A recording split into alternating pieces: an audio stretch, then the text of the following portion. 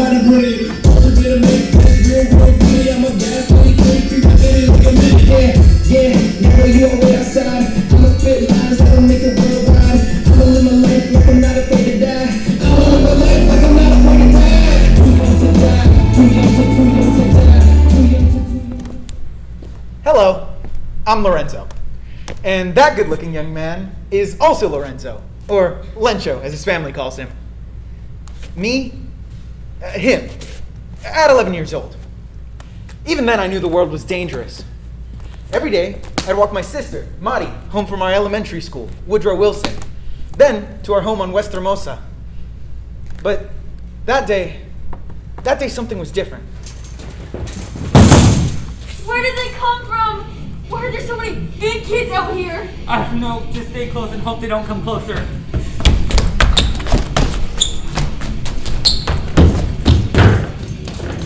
Dang, I need to get me some of those boots. 100-man cage fight. Half a dozen cops on each side of the bridge, blocking any direct escape. The big kids in the middle started to do things I didn't even think were humanly possible. They jumped off the bridge onto the access road below, like comic book superheroes. They leaped and ran over 6-foot fences. I'll never see anything like it again.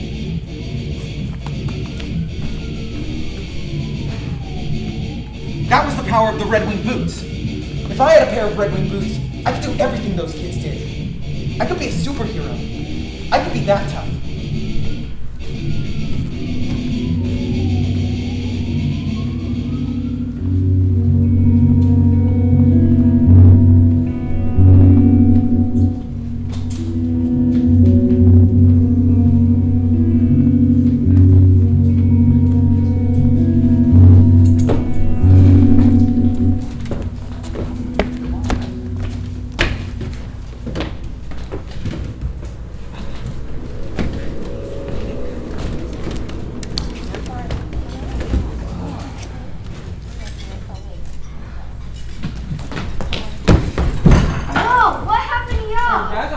Did you see all those big kids? They were all over the bridge. They were all yelling and hitting each other. It was insane. Whoa, don't get scared there, little guy. I wasn't afraid. Lencho, what does that letter say? What does it say? It says I've been accepted into the multilingual program for Tafolla Middle School. I just knew you're going to be a Toro. Mijo, what happened? I got accepted into Tafolla Middle School. I knew you could do it, Mijo. I'm so proud of you. I can finally learn Spanish. No. Latin. Latin!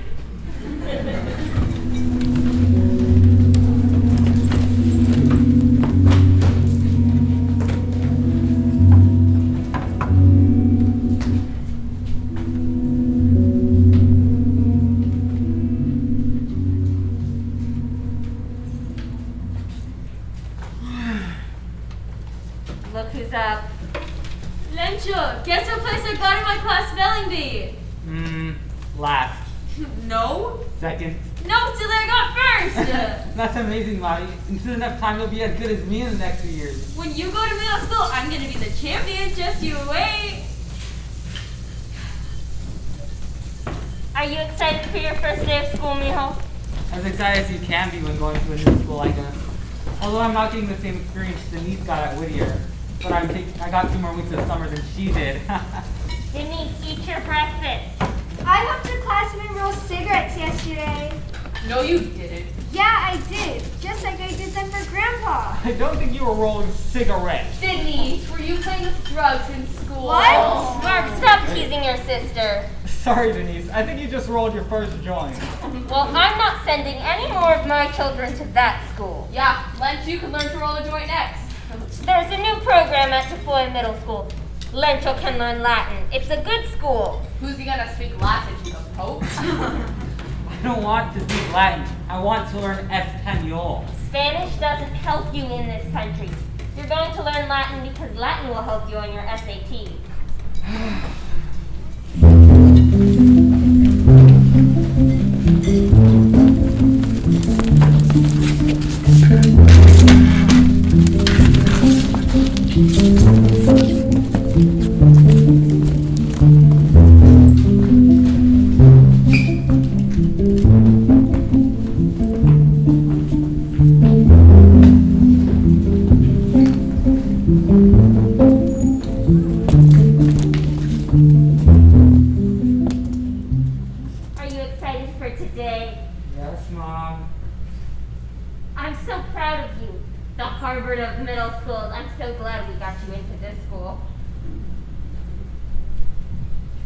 You'll be fine, don't worry. Do you have a lunch? Yes, Mom. You know your brother Mark wasn't scared on his first day of school. He just marched in all by himself. I'm not afraid, Mom. I love you. I love you too, Mom. Lorenzo, Why are we sitting up here? Do you really want to mess with those 8th graders in the back? Oh, I think I can get used to these seats. Man, would you look at the houses in this neighborhood? I thought my neighborhood was bad, but these ones are old. There's the jail. We're here.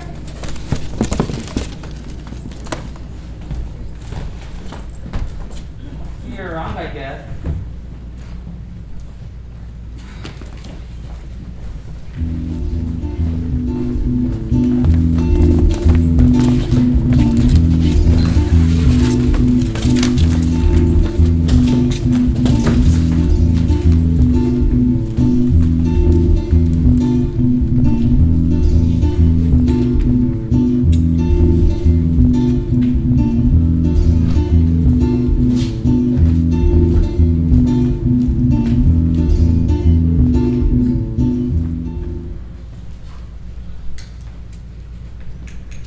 my first day riding the Route 5 bus at Tafolla Middle School.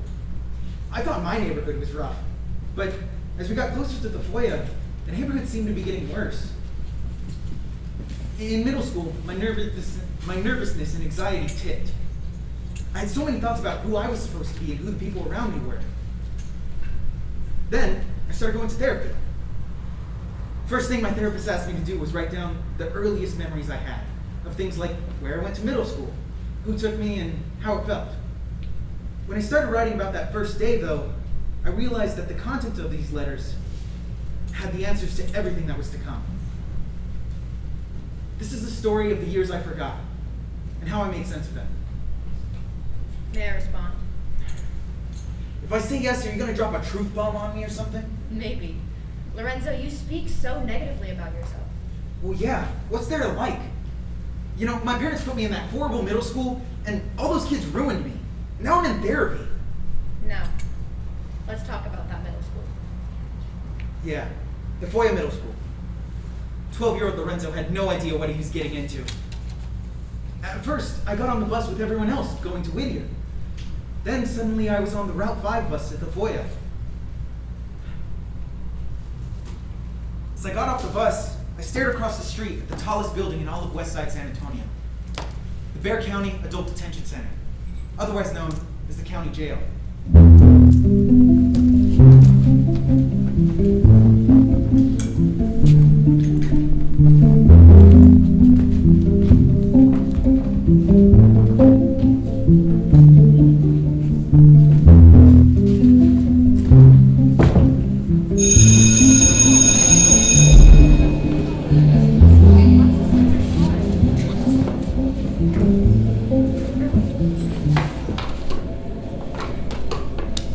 Hey, who'd y'all get for home group? Vasquez. Lucky I'm with Jameson.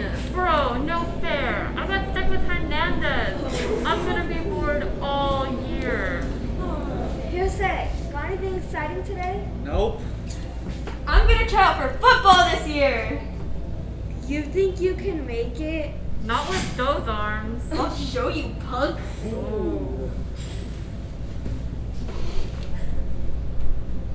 Bro, Jose. Hey Jose, how come you're not eating? I don't eat around people I don't know. Bro, my lunch! Come on, walk straight.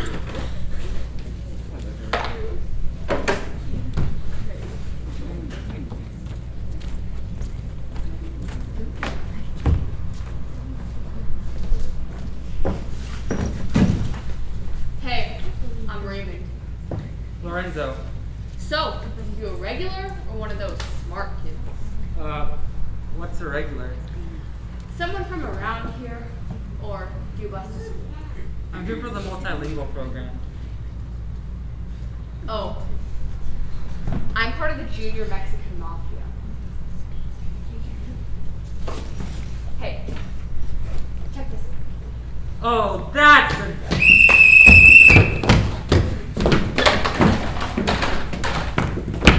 Start jumping, y'all. T-A-F-O-L-L-A.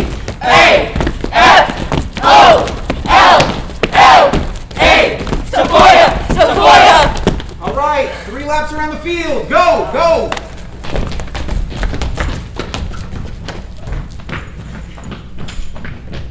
At the time, I measured up everyone with the thought, if I have to fight this person, what are my chances? Raymond was short, with a fair build. I wouldn't be able to take it, but he didn't seem like trouble. He was, however, the opposite of a loudmouth gangster with something to prove. He was real danger.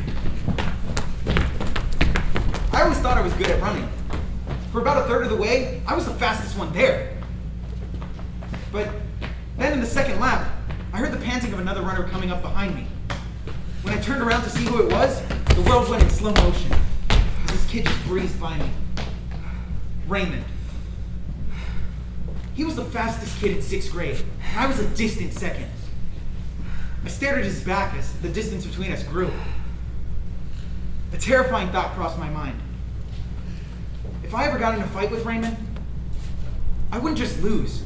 I couldn't even outrun him.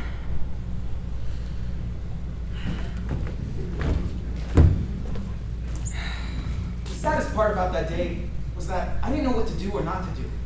Trouble just seemed to follow me everywhere I went.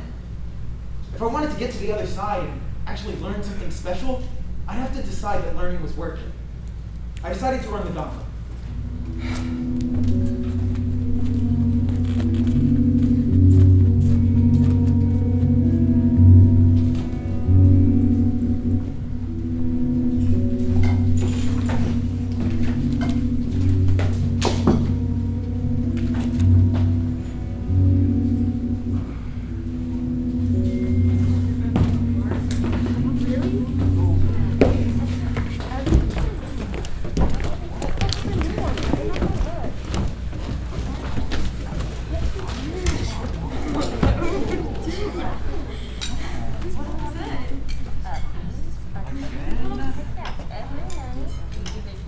One of my uncles on the bull in Tafolla, who was huge, eh?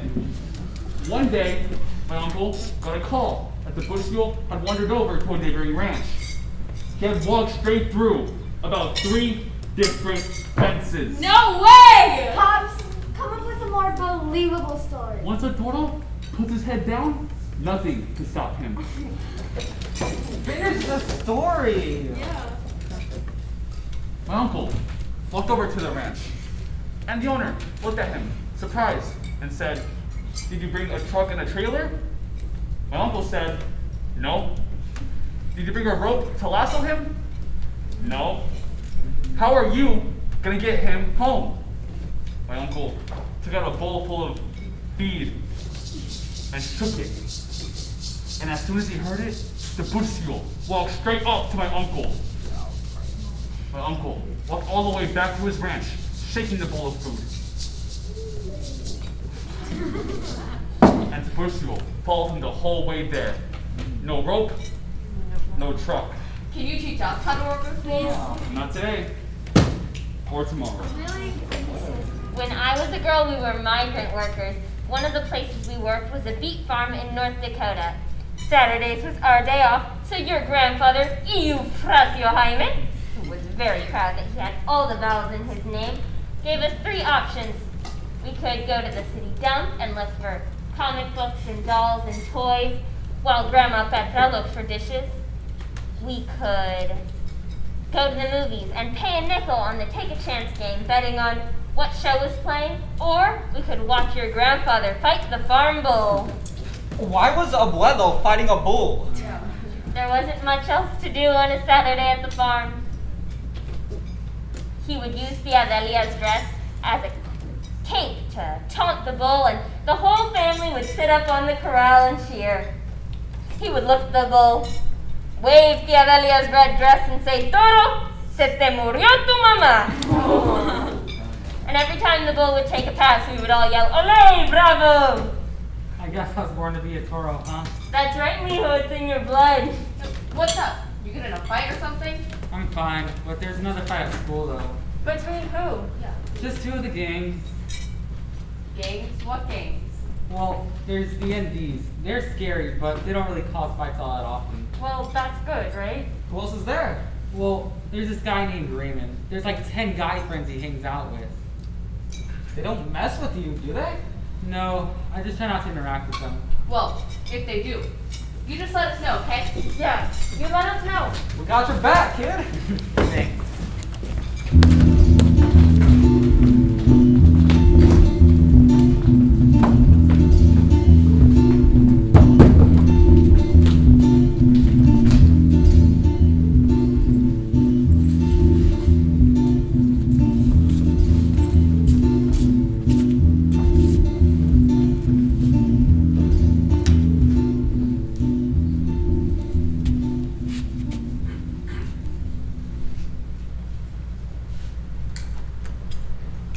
I learned a lot that day.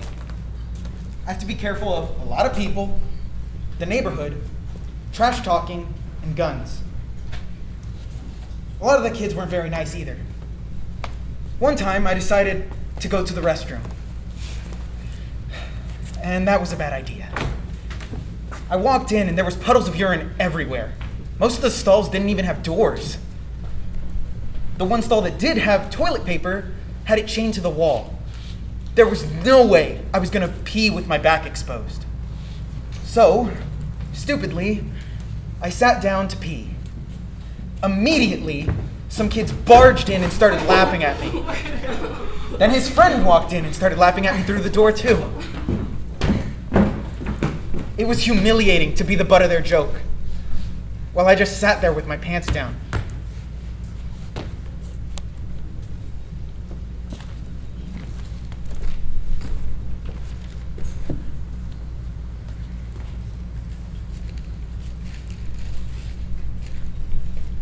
Dear Lynch, I want to talk to you about your first day of school. I never realized until the first few years ago how very important that first day of school was. The events of that day ended up rewiring your brain for many years to come. Thankfully, there's good news. The good news is we can fix any wires that got crossed that day. Let me explain. Environments can be scary. You stepped on the bus with the best intentions of going to school and getting an education and being a part of a special program. Instead, you were faced with a situation that no one could have prepared you for. You went to Tafolla thinking it was the Harvard of middle schools, but instead it felt more like the maximum security middle school.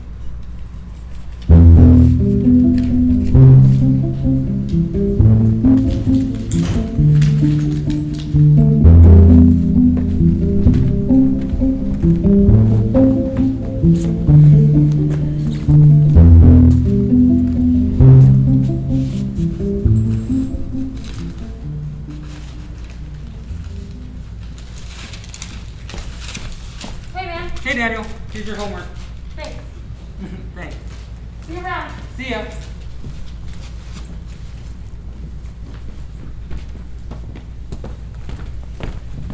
Hey, where's Daniel? I don't know. Why? Because I'm gonna stab him. He's been flirting with my girl at Tafolla. I don't know where he is. I'm sorry.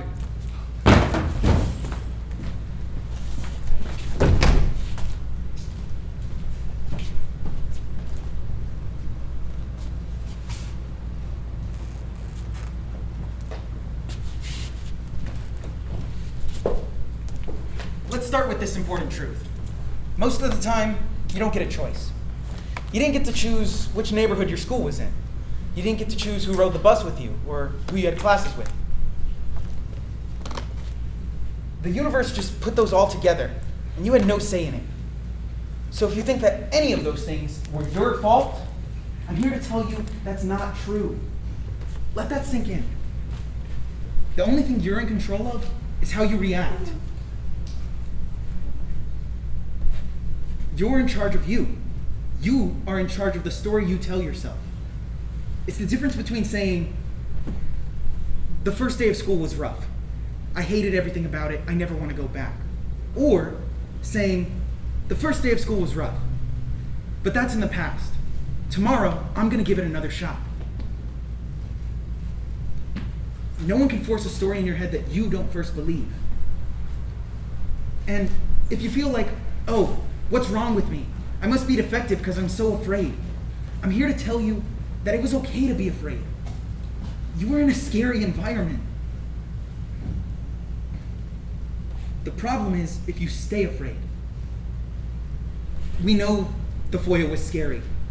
You probably should have gone home that day and told Mom and Pops that it was the worst day ever. You probably should have cried. You went out into the world to adventure and explore, and instead the world turned around and it bit you. It frightened you. I'm here to ask you to be an adventurer again. Don't let the bad things outweigh the good. There was people there, teachers, administrators, police officers. They were there to help you and your classmates. You just hadn't met them yet.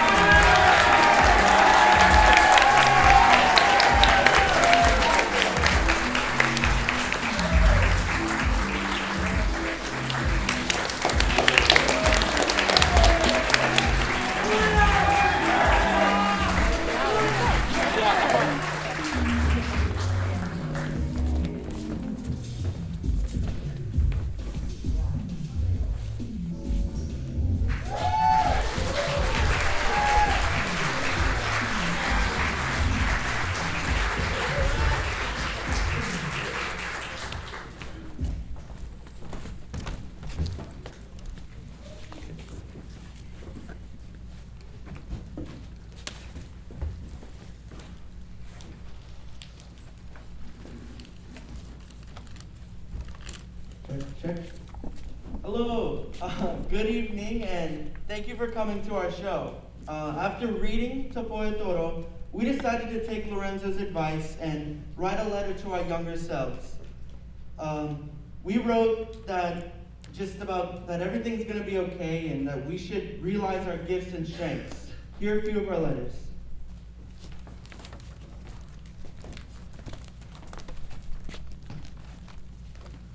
Dear Finn, just be yourself. Stop caring about what others think. The only thing that matters is that you're a good person. Make sure you choose good people to surround yourself with. Do what makes you smile, and like whoever you like. People are going to try and change you. Don't let them. Love yourself, and don't let those people change you. Love your future self.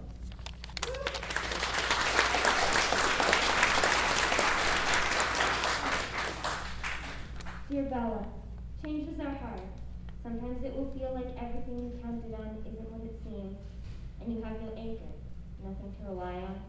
You'll be wrong. Everyone you love, rely on them. And when you feel alone again, reach out to the last person who was kind to you, and the person before that.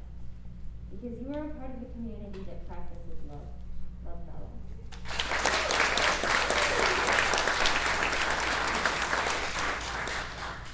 Dear Jeremy, you need to stop caring what others think. Put aside your fear and have fun trying new things and surrounding yourself with people who care about you. It's okay to feel out of place, but you have to put in the effort to get through all the uncomfortable situations. Love, Jeremy.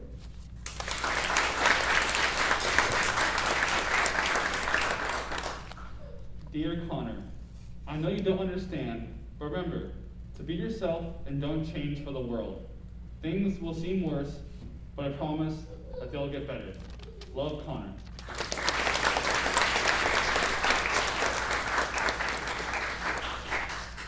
Dear Julian, it's okay. You can do anything you put your mind to. You always do what you can, and that is enough. No one expects the world from you, and you shouldn't keep believing that. Everything you will and have done is enough. You are enough. Sincerely yours, Julian.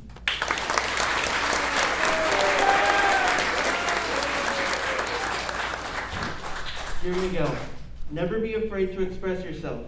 You are strong and bold. You have meaning in this world, so much more than what people say. Love, Miguel.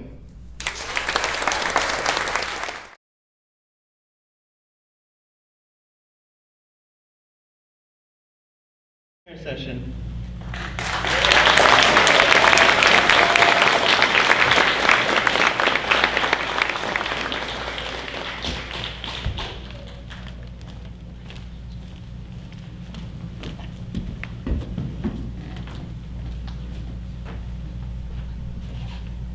Jesse.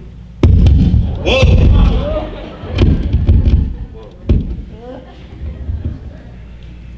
That'll learn you. That'll wake you up.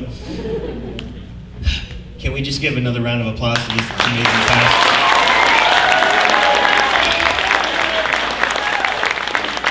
Is there any question? You guys can be my doppelganger anytime.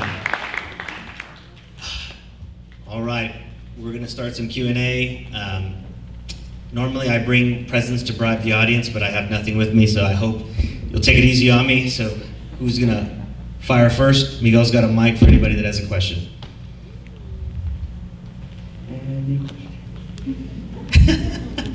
Here, you know what? I'll kick us off. Kick us off, Miguel. All right.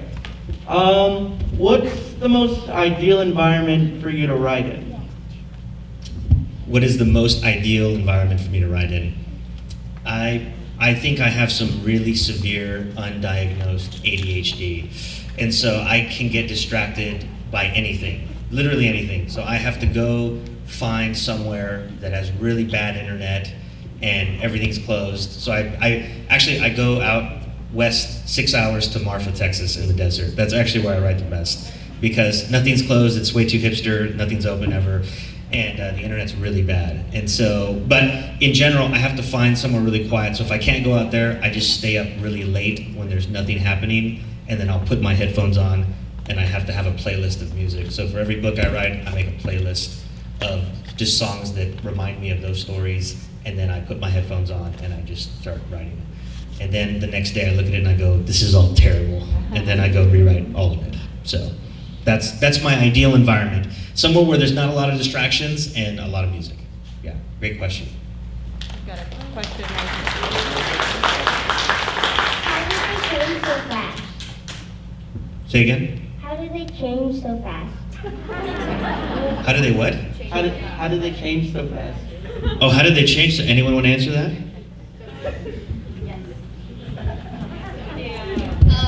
As a member of the costume department, I would like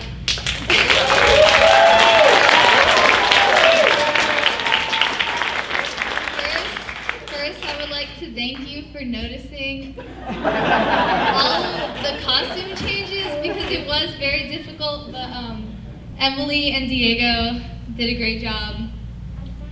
Thank you.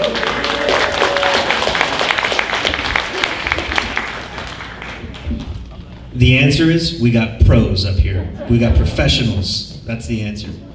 Yeah. I got a question. Yes. Right here. While you were in Tafolla, did you ever get into a fight or anything? Fist fight? When I was at Tafolla, did I ever actually get into a fist fight? Yeah. Great question. The short answer is no, but I wish I had, and it's not for the reason you think.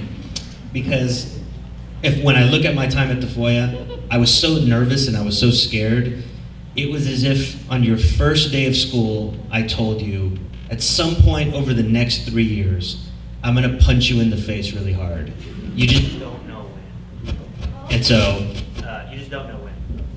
Hello, can you hear me? Sorry. So, for 3 years, I had all this anxiety that any day was the day I was gonna get into a fight. And I would have just preferred to gotten, beat up on the first day and get it over with. But instead, I dealt with all this anxiety. And the problem with that was because my mind was racing, I started telling myself a bunch of really unhealthy stories. And I started telling myself all this negative stuff like, why am I here? Why did they put me here? These people are bad. Everybody's bad. I have to fend for myself. And so it really did did cause a lot of bad thought. My thought life turned very corrosive. It turned really negative because of that. Although I will tell you one funny story. It's actually 1.5 stories. So this is in the book. So if you haven't read the book, halfway through, this guy nicknamed me Roach, which is a whole other story that I won't get into. And so one day I was walking in the hall and there was a huge fight about to break out. And this guy literally picked me up because I weighed 90 pounds. And he said, "Hey Roach, it's about to go down. You're not safe." And he picked me up and he put me in a corner. And that was the most physical altercation that I got into at Tafolla. It was someone sort of watching out for me. But there is another story at the end of the book where there was a gang who specifically targeted my friends and I got so scared that I did something that I'm really ashamed of. And I wrote about it in the book, which was, I decided that I was so scared I was gonna do something about it. So I started going one by one to the other gangs and recruiting them to jump this other gang. And, which is like crazy, like Godfather stuff, right? As a 13-year-old, I recommend no one do that. And thankfully, as you're reading the book, it didn't happen, something happened, and I didn't have to do it, but I'm really glad that I never executed that plan, because it would have sent me in a really dark place. But the short answer is, I did not get into a fight ever. I got into a fight when I was at Woodrow Wilson. I got into one fight. Yeah. Great question. Hi, I'm Robert Gonzalez. I met you just recently. Boy. My question is, what's it like seeing your life played out, or part of your life played out by these wonderful actors? Wonderful they are. Can we get another round of applause for our wonderful actors?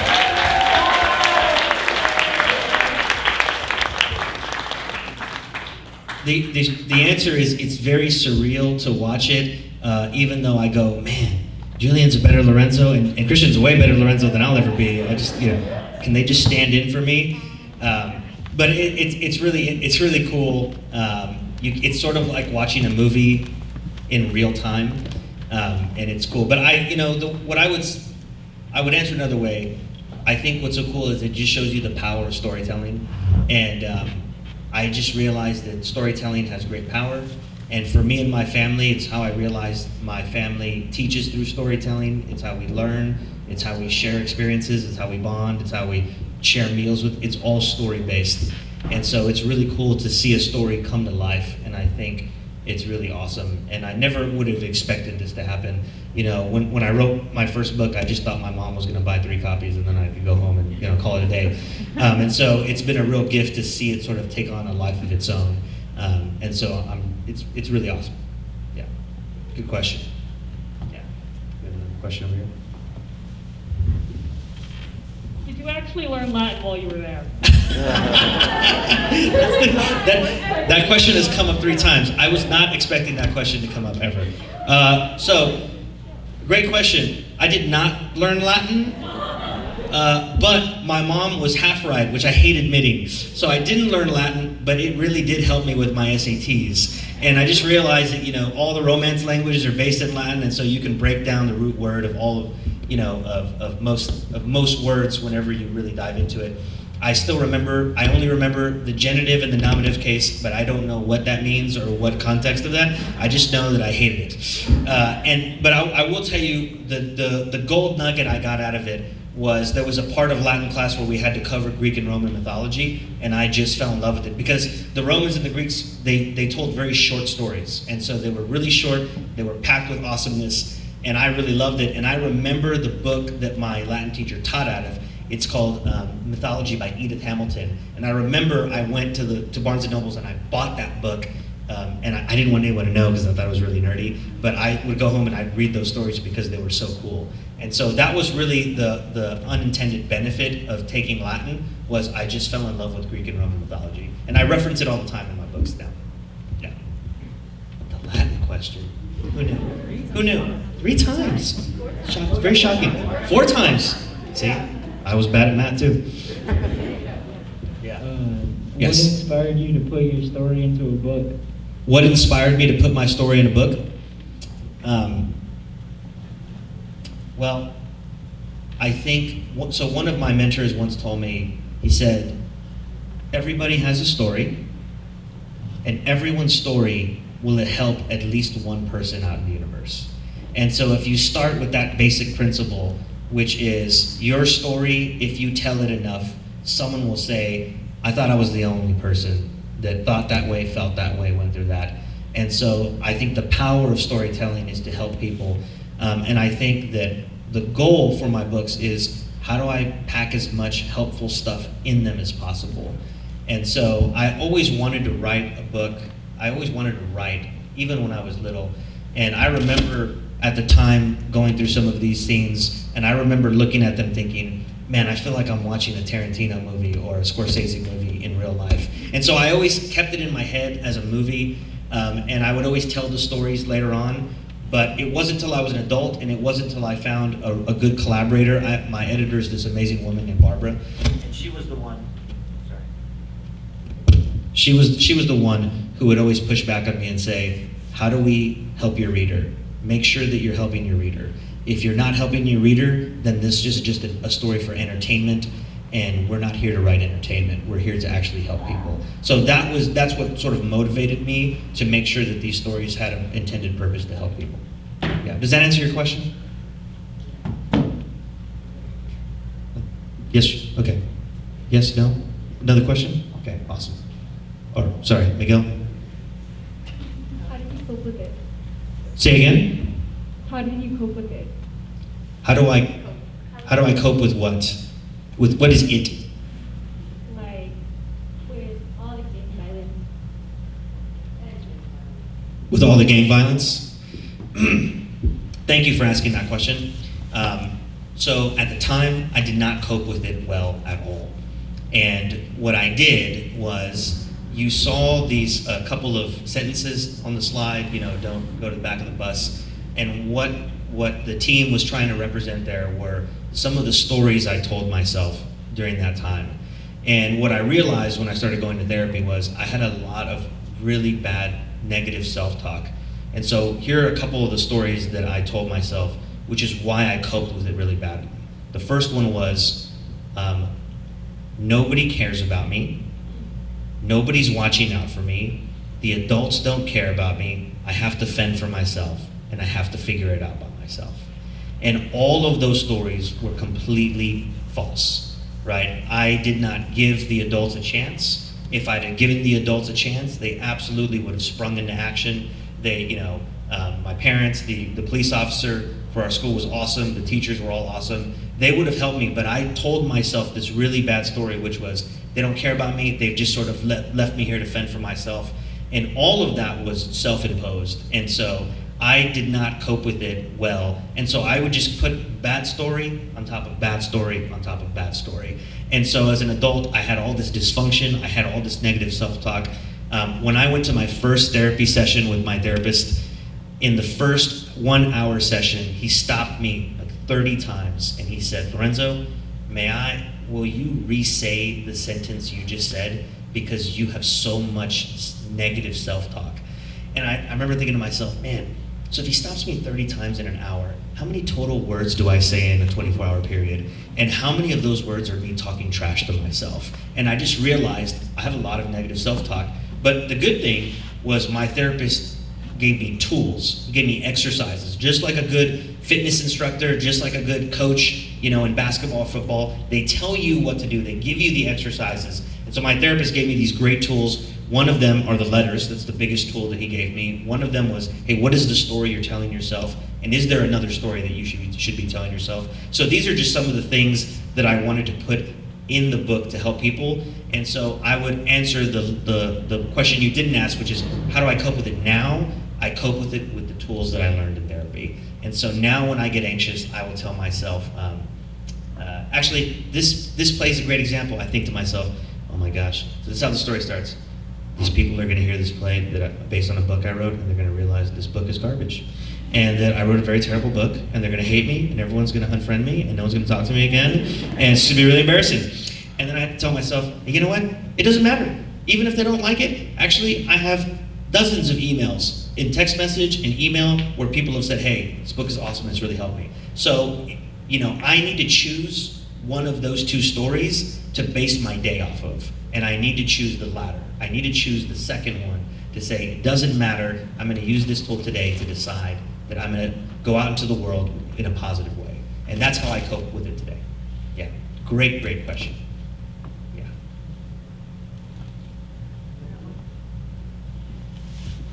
So thanks for being vulnerable. I appreciate that. You're welcome. I'm curious about your experience with, not necessarily into details of therapy, but I'm curious about what you would say to the younger you, or even like the younger people here, about accessing therapy and what that did for you, and like how you would encourage them to kind of access what they need to access.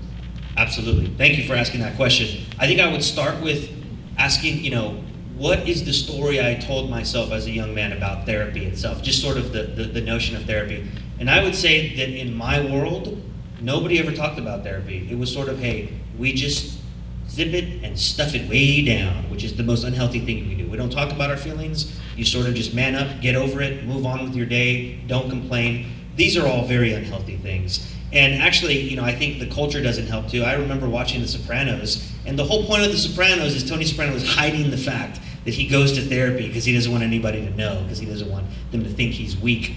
And I just think, what a terrible example to set. And I just realized that therapy has been one of the most game-changing things that I've ever done. Because, we talk about, gym selfies, but if you can have, a six-pack, and if your mind is not right, everything else falls apart, because it all starts in your mind. And so I think starting with good mental health, actually, having good nutrition, having good physical fitness, it all starts first here. And if you're not healthy here, those things really don't matter. And so when I went to therapy, I first started with two therapists that I did not like. And I didn't think I got any value out of them, because I thought it was the very cliche movie where I'd sit in a big, really comfortable leather chair. And they'd be like, so tell me how you feel. And I just thought, oh my gosh, I'm paying you a lot of money for that question I could have asked myself in the mirror. And so, but then, one of my mentors always said, hey, your therapist is like your plumber. If you don't like him, fire him, get a new one. So I ended up on my third therapist getting referred through my church, and this guy is just incredible. And the reason he was incredible was he was very, very careful with my emotions. He would ask permission before he would respond. He had very clear boundaries. He explained what boundaries were, and he gave me a toolbox, a mental toolbox of, this is what you do when I'm not here. This is the play you go to. Write this down. Whenever you're about to lose your cool, do these three things and see which one of those three work. And that's really how I learn. I need to have examples that I can, on the fly, throw out there and see if they work. And so I'm just a huge fan of therapy, and just saying, look, just the notion that we all need to, the notion that it's okay to talk about your mental state is step one, right? Step two is to say, hey, it's okay if you go to therapy, I go to therapy, and actually I'm at the age now where I don't care what people think of me. So, because I just feel so much better having these tools. But I would encourage everybody here to say, if you think you need that tool, I think the first thing you need to identify is, who in my world do I trust that's safe enough for me to say, I think I need to have these conversations with a professional? Is it an adult? Is it a friend? I would suggest that you find someone that is going to encourage you, that's not going to assassinate your self-esteem. And there are people in your life out there. We're in the CAST network. The CAST network is full of amazing administrators, teachers, counselors that want to help you. And so there is absolute help if you need to get it. And so I would just encourage you to do so, because I did it, and I'd say I did it at 36 years old. Do not wait till you're 36 years old, okay? You do it now, you'll be way better than me. You'll probably write 25 books, and I'm still on my number 3. So I would encourage anybody here to do it. It's a game-changing thing to do. Yeah, great question.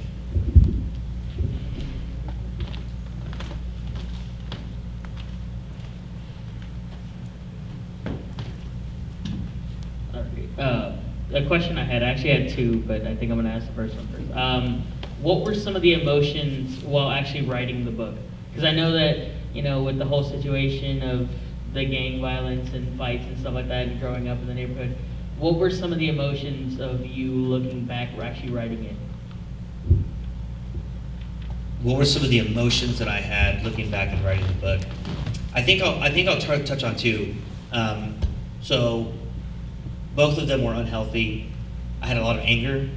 I had a lot of anger at people that did things to me or said things to me, and processing that in the book was very therapeutic because it was the right place to do it. It's not me calling them or DMing them and confronting them. It's about me processing my emotions. And so I carried a lot of anger with me, and that anger just turned into bad stories, right? So then you start saying, well, anybody that's like that dude, Raymond, right? You know, I can't trust them, they're bad people.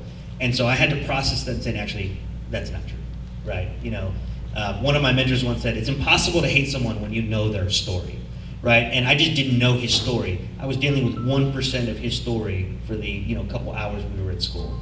And so that was one of the big emotions that I struggled with, was this anger that I carried, which is this really heavy duffel bag of weights that I'm just dragging around. And I think the second thing I carried was a lot of guilt and shame. Because when I was reflecting on it, I felt ashamed of myself at how I looked at some of the students that I went to school with. Because in order for me to feel better about myself, I had to tell myself a bad story about them, right? They're just a bunch of gangsters and they're up to no good, they're bad people, right? And reflecting on it, I thought to myself, this is so bad, this is so not true, and it's so obvious that it's not true now. And so I had to deal with my own shame, thinking, come on, man, you're better than that. Like, you know that they probably had just as much anxiety, just as much fear as you did, but you didn't want to talk about that. You just wanted to tell yourself a story that they were bad. And so I think anger and guilt and shame are some of the things that I struggled with. And I'll add to your question, those were hard for me to process alone. I had to process those with a therapist. Specifically, guilt and shame, that's a very hard emotion for me to process by myself. And so if I don't have a professional with me, I can get in a vicious cycle where I just beat myself up. And so those are probably the two biggest ones that there were some really happy emotions, but those were the two I think that were very profound. Yeah, really good question. All right, and then we only have time for one more question. How do you convince yourself and others to be vulnerable? How do you convince yourself and others to be vulnerable? I think, and I'm not qualified to make this first statement, but I think if my therapist were here, he would say, Lorenzo, you're not in control of anybody else. You have no control over what anybody else does and says. But I will say that if we talk about influencing people, one of the principles that I've learned in writing books is most people don't want to go first. And so if you go first, if you're the one in your friend group that goes first, someone will immediately go second. I have just found this to be true. And so I just thought to myself, I'm going to use my books to go first. I'm just going to go first, and I'm going to put it all out there. There's nothing more vulnerable in a book. You're just wide open. And my mentor once, one of my other mentors said, you write a book, someone's going to read it, they're going to say, oh man, this guy's awesome. And someone else is going to say, this guy is so horrible, he has no idea what he's talking about. And you just need to be prepared for both of them. But I've just found that if you go first, people want to talk about these things, but nobody wants the spotlight of being first. And so I think if you're one of the leaders of your friend group and you can go first, you're doing your friends such a huge favor because they're just waiting for someone to take the heat off of them. And so that's what I hope that I've done with my books, is I want to go first and just make it easier for anybody to talk about these things. Because if anybody throws punches at it, I'm fine with that. If it helps someone else and it makes it easier for them to go second. Yeah. So that's how I'll answer that. All right, we can actually take one more. Okay.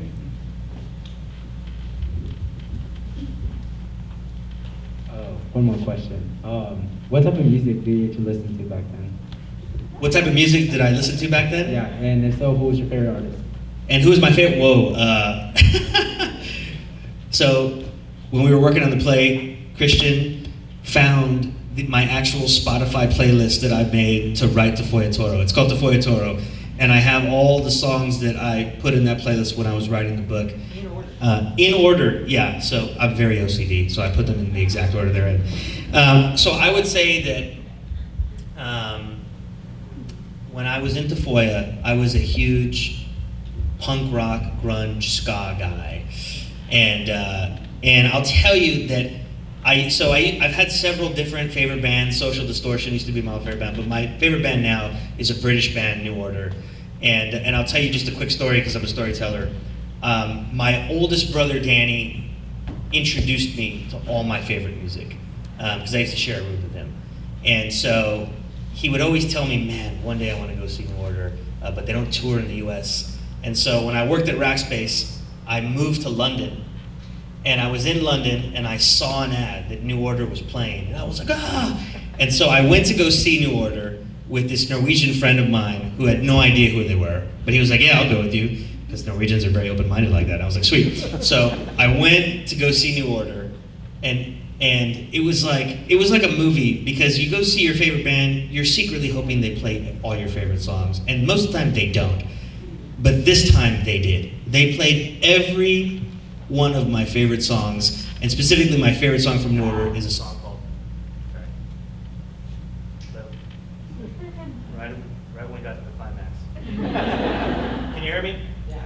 All right. So my favorite song from New Order is called Temptation, and they started playing it, and it was so magical. I remember closing my eyes, and I remember thinking, "This is so cheesy." I remember thinking, "I wish everyone in the world I ever loved was here right now."